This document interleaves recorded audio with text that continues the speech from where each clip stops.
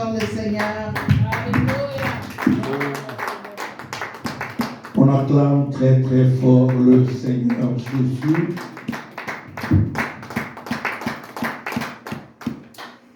Nous rendons gloire à Dieu qui permet que nous puissions être là encore cet après-midi pour le célébrer, pour le sanctifier, pour l'adorer, pour le glorifier. Amen. Nous allons mettre debout pour faire la lecture de la parole de Dieu. Dans Jérémie chapitre 1, le verset 9 au verset 12.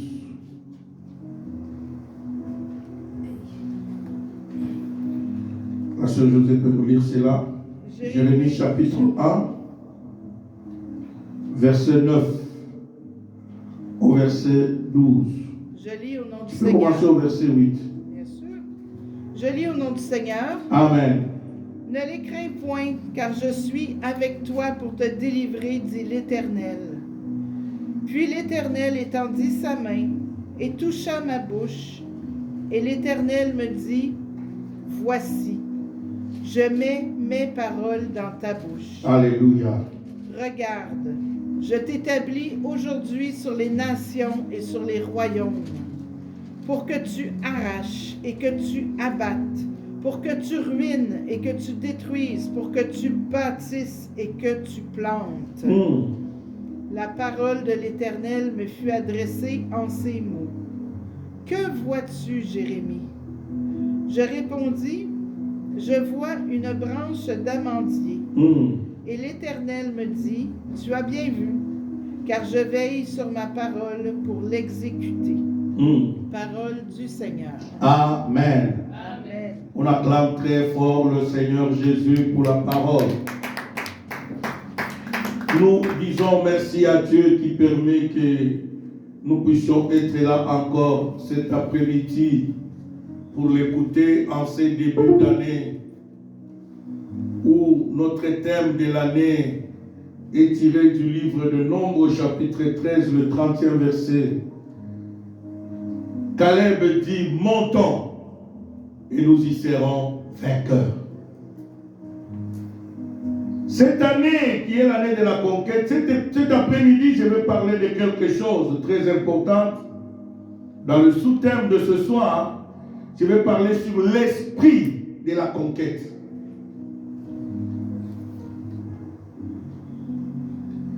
Tu ne peux pas conquérir sans l'esprit de la conquête.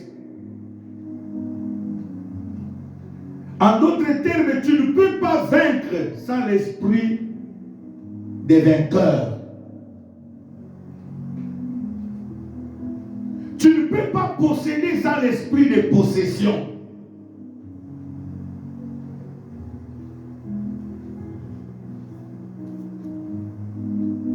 Le texte que nous venons de lire, c'est Dieu qui parle par Jérémie, qui appelle Jérémie.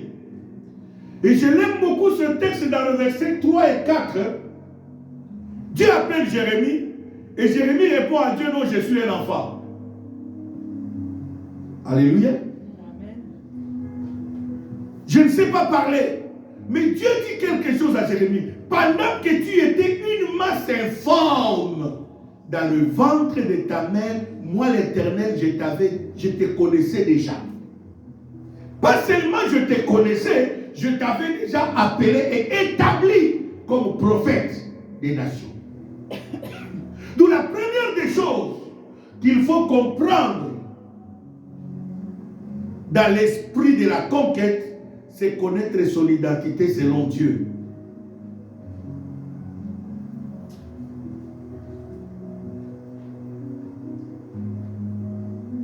Qu'est-ce que Dieu dit de toi? Bien-aimé, Dieu ne peut pas t'appeler conquérant si tu ne l'es pas. Dieu ne peut pas te donner une mission si tu es incapable. Dieu, quand il te choisit, quand il te donne une responsabilité, c'est parce qu'il sait que tu es capable. Il a mis ses aptitudes en toi. Quelqu'un qui veut conquérir, il a besoin de l'esprit de la conquête. Dans l'esprit de la conquête, la première des choses, c'est quoi? Comprendre son identité selon Dieu. Écoute bien aimé, c'est que Dieu dit à Jérémie, pour que vous compreniez le verset 9 et 10. Dieu dit au verset 5, avant que je t'eusse formé dans le ventre de ta mère, je te connaissais.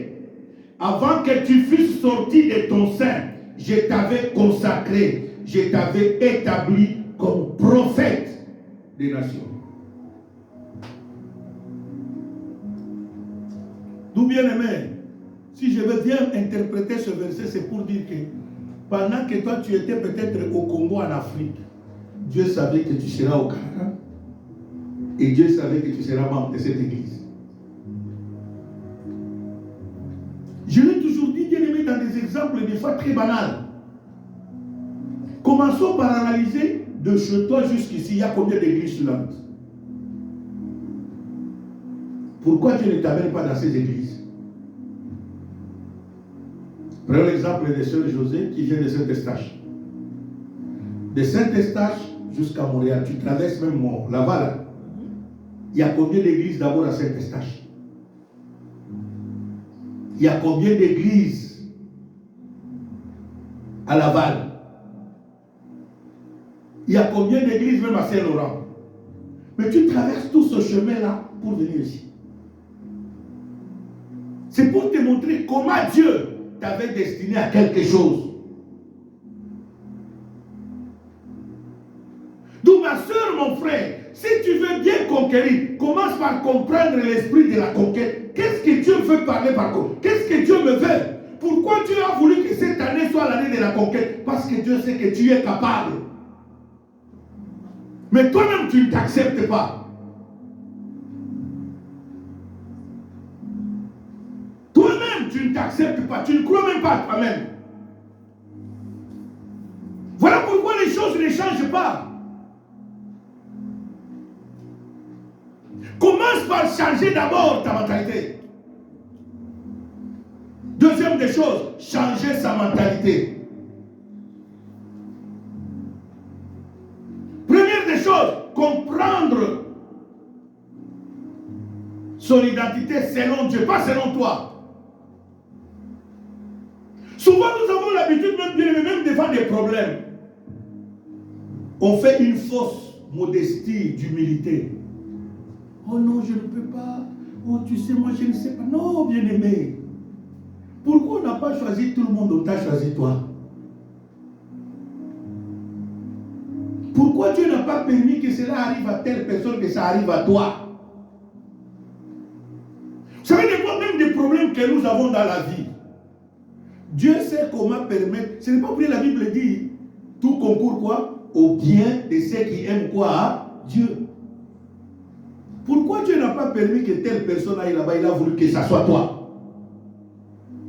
Que ce problème n'arrive pas chez d'autres personnes. Pourquoi? C'est pour cela que Caleb dit au verset 30, j'aime beaucoup, rélisons un peu ce verset. Nombre chapitre 13, verset 30. Mon message cet après-midi, bien aimé, c'est pour réveiller quelqu'un.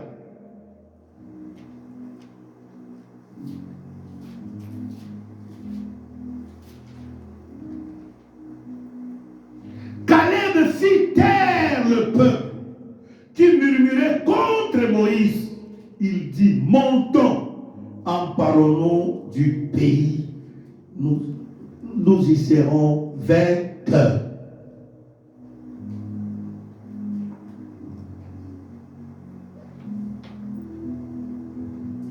Ici, Caleb avait compris la pensée de Dieu. Bien aimé, vous savez pourquoi même tout ce que nous disons les années après années devient un slogan? C'est parce que nous ne cherchons pas à nous imprégner de l'esprit de cette parole.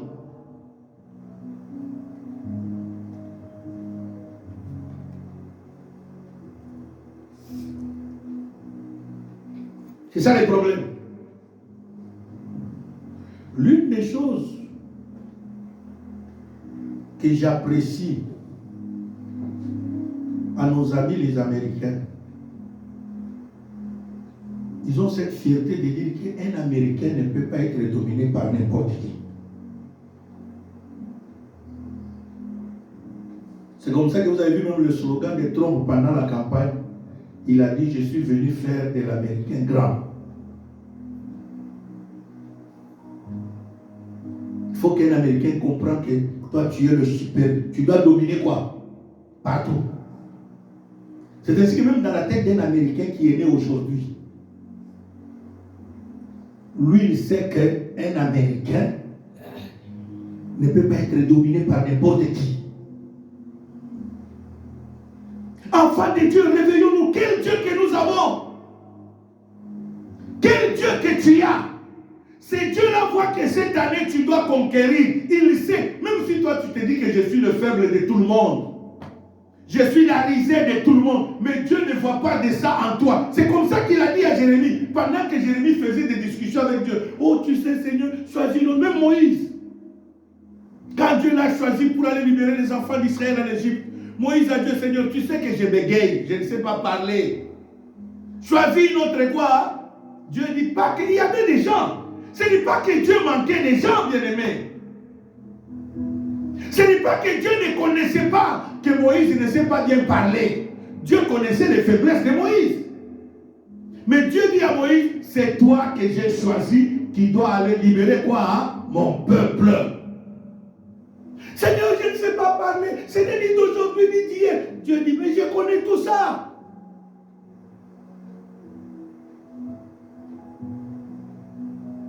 Voilà ce qui nous bloque, bien-aimés. Nous ne savons pas entrer dans l'esprit de la conquête. C'est comme ça que la conquête deviendra un slogan pour toi. Des deux, tu ne sais pas changer quoi? De mentalité. Tu veux quelque chose et son contraire.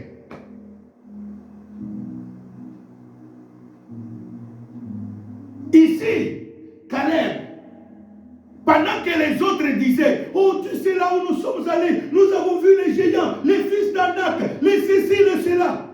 Caleb dit, mais malgré nous sommes allés là-bas, nous sommes sortis quoi? Vainqueurs. Personne ne nous a inquiétés. Vous croyez que le Dieu qui nous a permis que nous puissions aller espionner là, il va nous laisser là-bas? Non.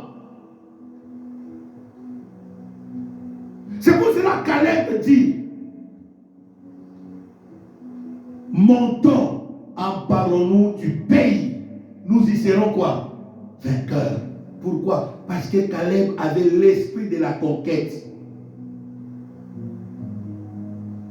Le jour où tu comprendras que Dieu te connaît. J'ai aimé le témoignage de la sœur Josée tout à l'heure quand elle disait que vendredi, après avoir fait les courses, elle dit laisse-moi aller me reposer. C'est là que sa maman l'appelle pour dire que non, le médecin vient d'appeler, tu dois accompagner ton père à l'hôpital. Elle a commencé à dire Seigneur, qu'est-ce que je vais faire? Donne-moi quand même un temps de repos. Oh, ce que vous oubliez, c'est quoi? Dieu nous connaît. Même dans nos petites faiblesses, là, Dieu fait quoi? Dieu nous connaît. Même dans des petites paroles, des fois que nous lâchons comme ça, Dieu entend. Seigneur, tu ne peux pas permettre que j'aille me reposer. Dieu a dit, laisse-moi te donner le repos. Tu arrives à l'hôpital, là où tu croyais faire 12 heures, tu te retrouves 15 minutes après, on te dit, tu t'es... Ton père, tu dis, quoi? Je suis au Québec ou je suis où? Alléluia. Je suis où? Tu as lâché une parole sans le savoir. Tu crois que Dieu n'entend pas. Bien aimé, pour te montrer que Dieu, quand il te connaît, même dans les moindres détails, il est là. Il ne t'abandonne pas. C'est comme ça qu'il a permis que dans les 15 minutes que tu es arrivé, ton père a été reçu.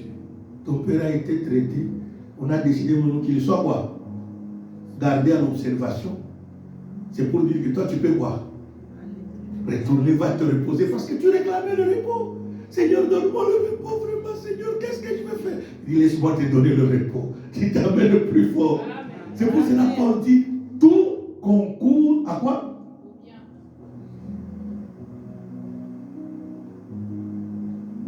Le problème c'est quoi? Tu ne sais pas entrer dans l'esprit de la... Tu es, la première des choses, mets-toi en tête que tu es un enfant de Dieu sauvé par le sang de Jésus. Mais cette affaire-là, beaucoup de chrétiens, malgré qu'ils viennent à l'église, n'ont jamais intériorisé cela en eux. Et comprendre seulement le verset de Jean chapitre 3, verset 16. C'est pour cela, moi j'ai toujours lu des fois la Bible autrement. Là où Dieu met les noms des gens, moi je mets mon nom. J'enlève ces gens-là, parce que ces gens-là ne sont plus. Aujourd'hui, c'est nous qui sommes là. Alléluia. Cette année, si tu veux conquérir, pas seulement tu dois avoir l'esprit de la conquête, mais tu dois changer aussi quoi? Ta mentalité. Change ta façon de voir les choses. Accepte-toi comme Dieu t'accepte. Pendant que Dieu t'accepte, toi tu te minimises. Oh, je suis un enfant. Je ne sais pas parler. Dieu dit, c'est toi. Pendant que tu étais dans le ventre de ta mère, moi Dieu, je t'avais déjà quoi? Établi et consacré. Comme qui? Prophète des nations. C'est pour cela au verset 10 de Jérémie chapitre 1, Dieu dit quoi? Le verset 10 qu'on nous a lu. Il dit, regarde, j'ai t'établi aujourd'hui. Qui parle? C'est Dieu qui parle. Il parle à qui? À Jérémie. Pendant que toi tu dis que je suis un enfant, Dieu te dit, il dit qu'aujourd'hui je t'ai établi. Pas hier, pas demain, mais aujourd'hui. Et là Dieu parle au présent. Il dit, regarde, je t'établis aujourd'hui sur les nations, sur les royaumes. Parce que tu n'es pas n'importe qui. Alléluia.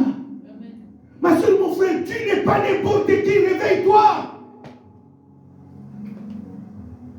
Jusqu'à quand tu vas te sous-estimer? Jusqu'à quand tu vas te traiter de n'importe quoi? Tu n'es pas n'importe qui. Tu es important aux yeux de Dieu. Et prends-toi comme ça, accepte-toi comme ça.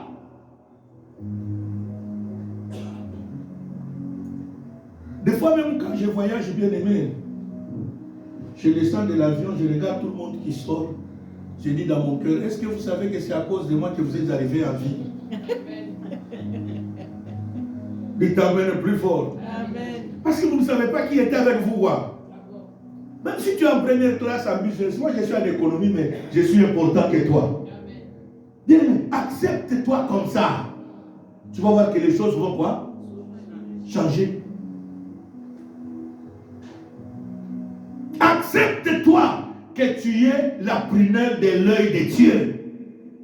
Que tu es important aux yeux de Dieu. Quand Dieu a promis que cette année, c'est l'année de quoi? De conquête, tu vas conquérir. Amen. C'est la volonté de Dieu.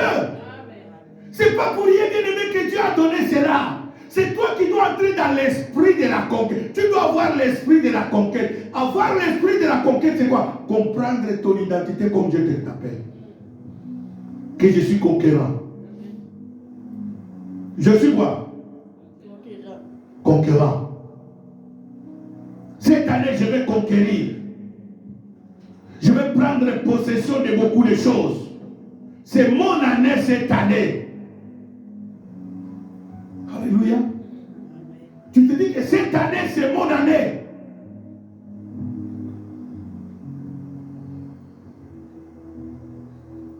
Cette année, c'est mon année.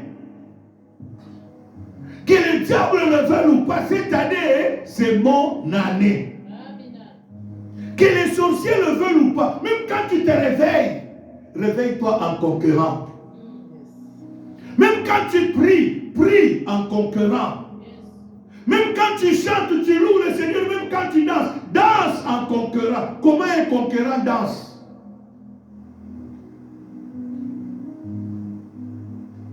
Alléluia. Comment un conquérant danse?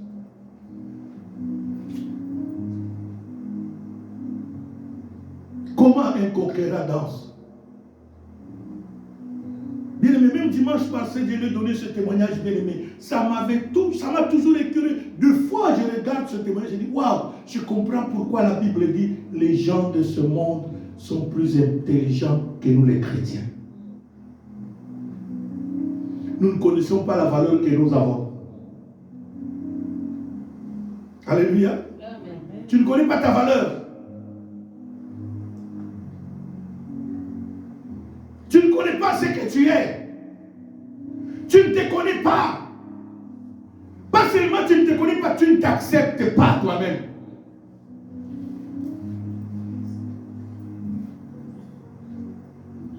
Tu ne t'acceptes pas toi-même. C'est-à-dire, on peut prier pour toi, on peut te poser les mains, même les pieds, rien ne va se passer. Pourquoi? Parce que toi-même, tu ne t'acceptes pas.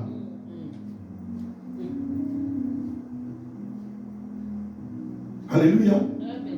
Toi-même, tu ne fais pas quoi? Tu ne t'acceptes pas.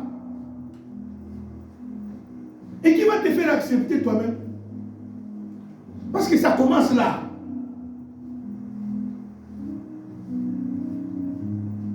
Vous savez, il y a d'autres choses que Dieu fait dans nos vies. Cela dépend de notre conception.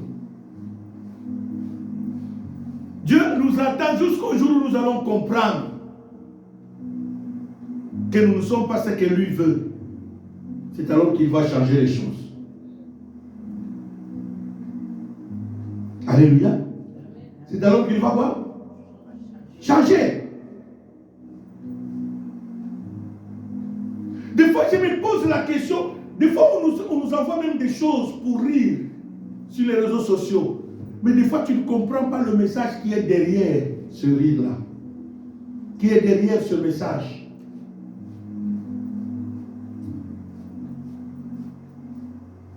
Alléluia. Des fois, on comprend même. Des fois, il y a un message derrière ça. Mais tu ne sais pas tirer quoi? Des leçons. Pour comprendre qui tu es. Qui tu es.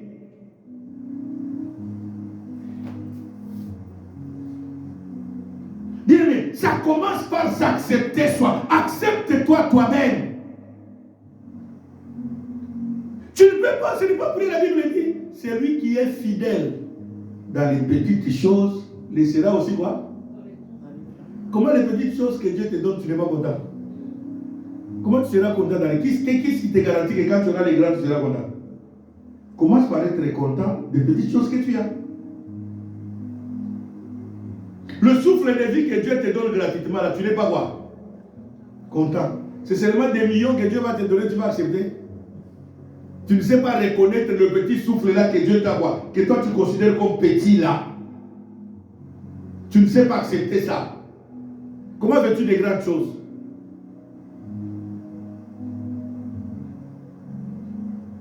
Des fois tu te mires comme ça dans le miroir. Tu te regardes, tu ne sais même pas t'accepter. Tu vois qu'il y a des défauts sur toi. Raison pour laquelle ça ne marchera pas dans ta vie. Quelqu'un qui a l'esprit conquérant, il s'accepte dans l'identité dans laquelle Dieu l'a mis. Il dit non, si je n'étais pas important, Dieu n'allait pas envoyer Jésus à la croix. Dites Amen. Amen. Dit, il a donné ce qu'il a été de plus important pour lui. Pour te sauver toi et moi. Donc la mort de Jésus à la croix, bien aimé, elle est très importante. Si tu n'étais pas important, Dieu n'allait pas donner Jésus.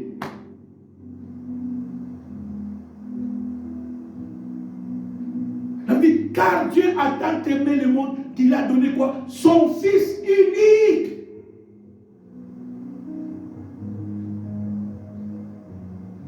Jérémie, Dieu dit, je t'établis. Seigneur, je suis un enfant. Waouh. Mais Dieu dit, est-ce que tu sais que j'étais établi sur les nations et sur les royaumes? Pendant qu'il est enfant là, Dieu commence à donner maintenant la précision de ce qu'il va faire demain. Écoutez, il dit ceci. Pourquoi j'étais établi sur les nations et sur les royaumes? 1. Pour que tu arraches. Pour que tu abattes. Pour que tu ruines. Pour que tu détruises. Et après avoir détruit tout ça là, tu vas bâtir et tu vas quoi? Planter. Si Jérémie, si Dieu n'avait pas mis ses aptitudes dans Jérémie, il n'allait pas le dire, mais Dieu n'est pas un menteur.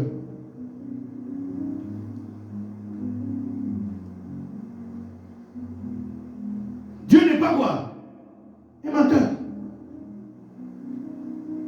Si Dieu savait que tu ne seras jamais conquérant, il ne peut pas jamais te parler de la conquête. Il ne peut pas. Il ne peut pas. Troisième des choses très importantes. Comprendre son identité selon Dieu. 1. 2. Changer quoi? 3. Être motivé pour la conquête.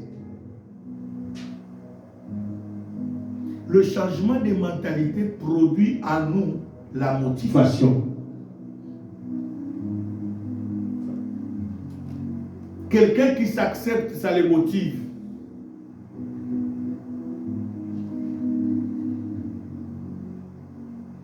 Parce que tu t'es accepté que tu es dans le besoin. N'est-ce pas, malgré le froid, tu sors, tu vas travailler. Pourquoi? Parce que tu as des objectifs à atteindre. Ce sont les objectifs qui te motivent.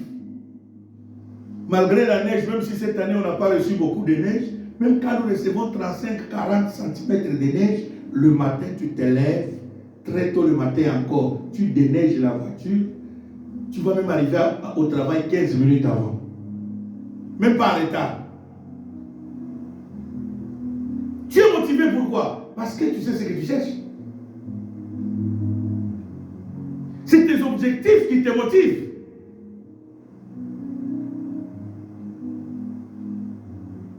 Quand tu changes la mentalité, tu t'acceptes comme Dieu te voit, tu seras motivé. Même comme je l'ai dit, bien aimé, même ta façon de venir à l'église va changer. Même ta façon de prier va quoi? Même ta façon de chanter, de danser va quoi? Ta façon d'écouter la parole de Dieu va quoi? Parce que tu es motivé.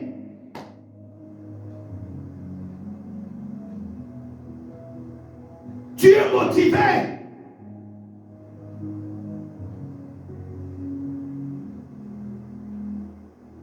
C'est pas pour dire quand Dieu dit aux enfants d'Israël, dans ce combat-là, ce n'est pas vous qui combattrez, c'est moi qui combattrai quoi? La Bible dit, ça crée quoi? La motivation. Ils ont commencé à choisir des chantres. Ils les ont mis devant, ils ont commencé à louer quoi?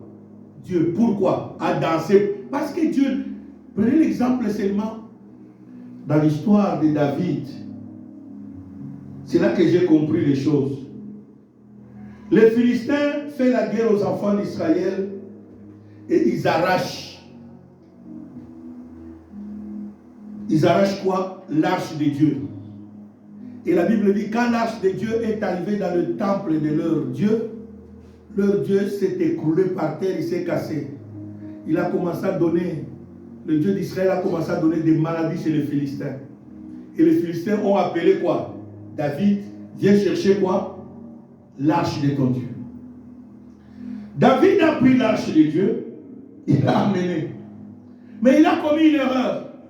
Il a oublié les instructions de Dieu. L'arche devait être prise par les Lévites, les sacrificateurs, sur les épaules. Mais David a pris l'arche de Dieu, il l'a mis sur le dos d'un animal. Et la Bible dit, pendant qu'il montait quoi? La montagne, l'arche a commencé à quoi? À s'incliner pour tomber. Et un garçon du nom de Uza est allé toucher à l'arche pour dire que non, Dieu ne peut pas tomber, laisse-moi redresser Dieu sur le dos de l'animal. Et Dieu l'a frappé sur place, il est mort. À cause de cette mort, David a eu peur d'amener l'arche de Dieu dans sa cité. Alors écoutez, David a commencé à crier, qui va prendre l'arche de Dieu chez lui? Il a eu peur. Il y a un garçon, Obed-Edom, qui a dit, je préfère mourir entre les mains de Dieu que mourir entre les mains des Philistins. Si Dieu tue ou vous avez peur de lui, alors donnez-moi Dieu chez moi. Or, ce monsieur-là, lisez le contexte biblique, Obed-Edom était pauvre. Mais à cause de la présence de quoi? De l'arche de Dieu dans sa maison, la Bible dit, pendant les 3 mois que l'arche a fait ce qui? Chez lui, Obed est devenu l'homme le plus riche dans le royaume de David. Et on est allé rapporter ça à qui? À David. Il dit, continue à refuser l'arche de Dieu dans ta cité. Tu sais ce qu'elle a fait chez Obed? Il dit, tu connais l'état dans lequel tu l'avais laissé? Il dit, non, non. Il dit, oui. Il va voir aujourd'hui. C'est l'homme le plus riche de ton royaume. Quoi? Et la Bible dit, David est allé chercher l'arche de Dieu. Là, il a compris. Il a pris l'arche de Dieu. Il a mis quoi? Sur les épaules des Lévites. Et là, David a compris. Il dit, ah, comment récupérer? Ça, c'est ma bénédiction, ça qui est parti. Comment est-ce que je vais quoi? Le récupérer. La Bible dit, c'est là que David s'est déshabillé des habits quoi? Royal. Il est resté pratiquement nu. Et il a commencé à danser devant l'arche de Dieu. Et à chaque fois qu'ils avançaient, David offrait des offrandes à Dieu. Tout ça, l'objectif c'était quoi? Il était motivé à quoi? Récupérer. Parce qu'il a vu que la richesse qui est allée chez qui? Chez Obed-Edom, c'était la richesse qui était quoi? Qui lui était destinée. Regarde comment ça a motivé David. Et la Bible dit, quand il est entré dans sa cité, sa femme Michal était par la fenêtre. Il dit, quoi? Qui danse comme ça? On lui dit, c'est le roi David. Comment ça? Dans son orgueil, pendant que David arrive même devant la maison, la femme, au lieu d'aller accueillir le roi, son mari, il commence à minimiser. Il dit, comment peux-tu danser, te minimiser comme ça? Et j'ai aimé beaucoup la réponse de David. Quand vous lisez sa révolte, David dit à Michal, j'ai dansé devant celui qui m'a préféré, moi, à la place de ton père. Dis amen le plus fort. Amen. David dit quoi? J'ai dansé devant qui? C'est lui qui m'a préféré, moi, pauvre, malheureux, venu d'une famille quoi? Pauvre. À la place de qui? Et je danserai encore. Alléluia. Et qui était l'homme le plus riche maintenant dans